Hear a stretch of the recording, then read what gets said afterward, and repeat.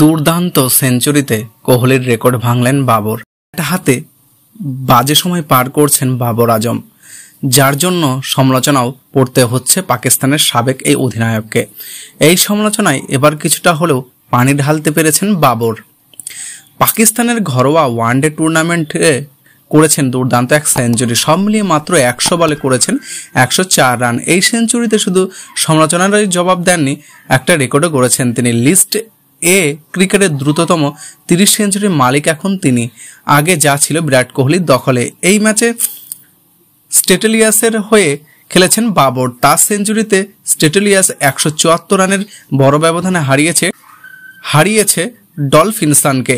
180 innings খেলে 30টি লিস্টে century করলেন পাকিস্তানের সাদা বলের অধিনায়ক। বিরাট কোহলি 199 ইনিংস খেলে 30টি লিস্টে সেঞ্চুরি করেছেন।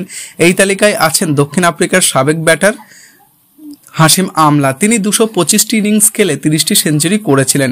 এছাড়াও আছেন নিউজিল্যান্ডের মার্টিন গুপ্তেল 259 ইনিংস, ভারতের শিখর ধাওয়ান 262 ইনিংস, সচিন তেন্ডুলকর 267 ইনিংস ও রোহিত শর্মা 275 ইনিংস।